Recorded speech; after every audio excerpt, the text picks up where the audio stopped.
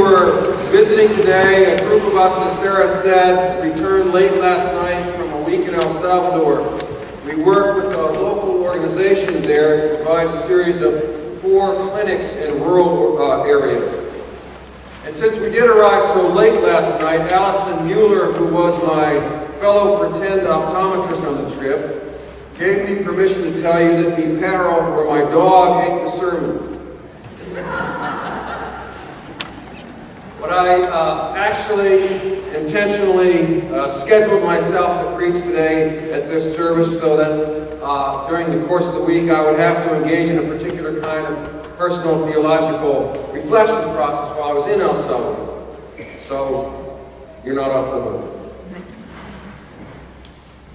One day you're walking along, or you're sitting in your favorite easy chair, or hanging out at Spot or Starbucks and writing a note to a friend, when it slips through your thoughts like water through your fingers, that connection you never made before, or that word on the tip of your tongue, or that solution you could never quite imagine, or that aha you had forgotten even hope for.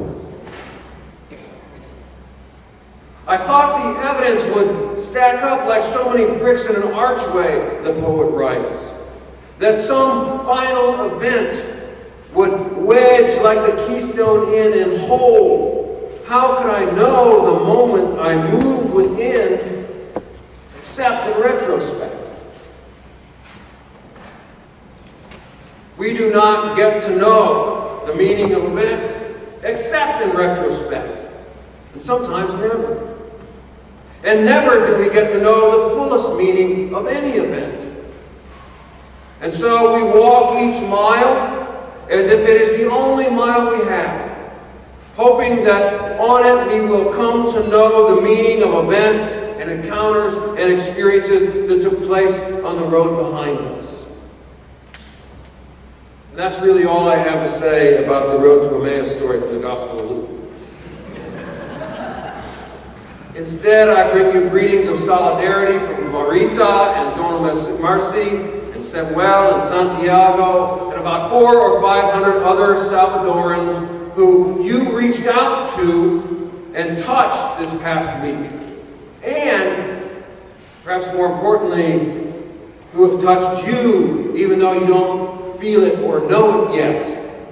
And even though you won't really know it until some other mile down the road when suddenly it will visit you and your eyes will be opened as if in a maze.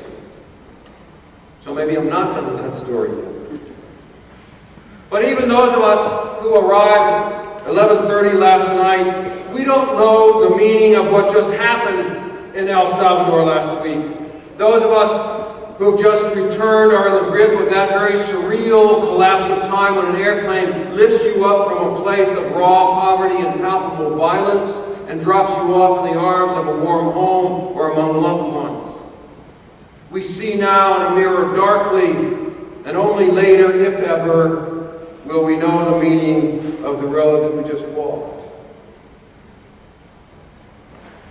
Now, I meant what I said at the beginning about you having reached out and touched at least 400 very marginalized and threatened people this past week.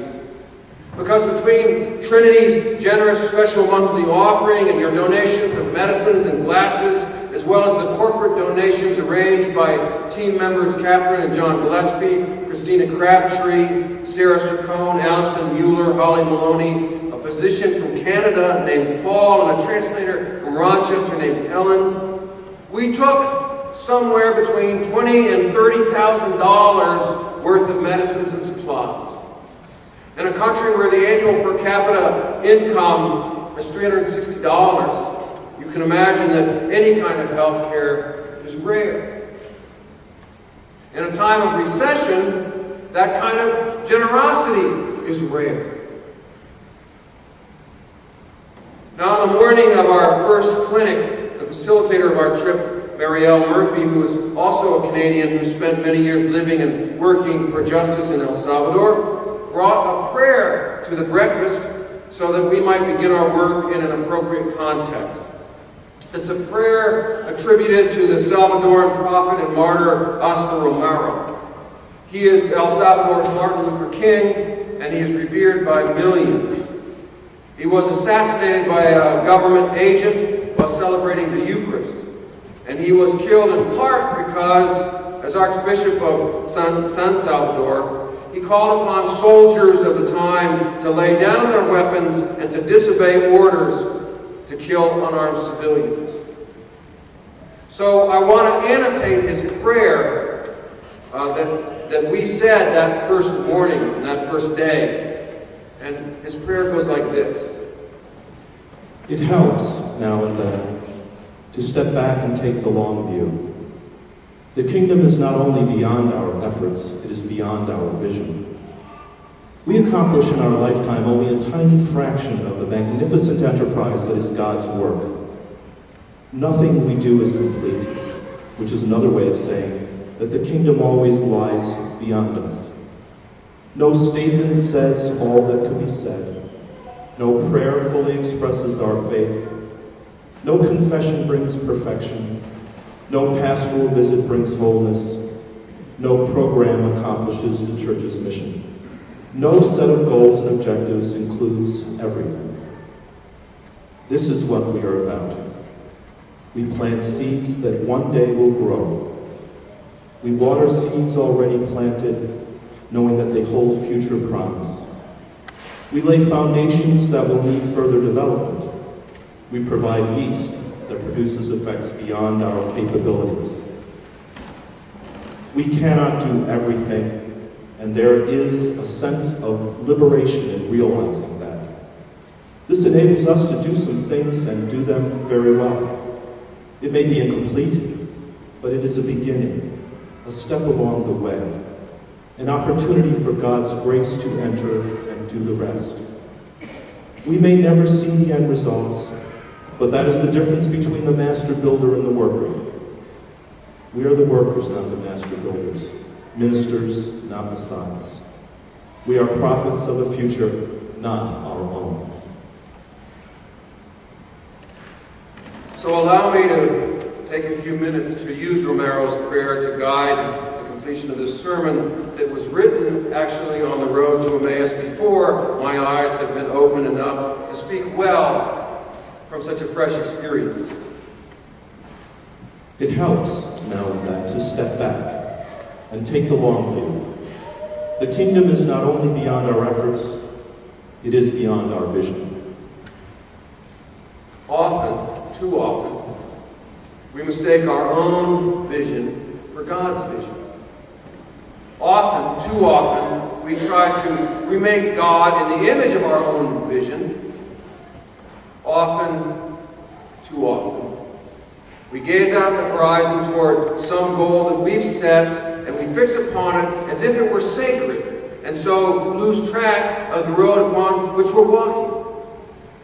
And this happens because we imagine that we know what the outcome should be.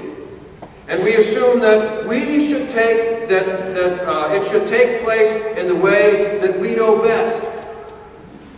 And then what happens when our vision of peace or justice in the kingdom of God, or whatever it is that goal is for, when that is defeated by the principalities and powers, what happens? Well, what often happens, too often, is that we become cynical, or we grow deep with despair, and we say to ourselves, well, then why bother? That will happen because our faith was in our vision, and in our plan, and in our goal, and in our way of telling life how it ought to be. Our trust was not in the one who owns the long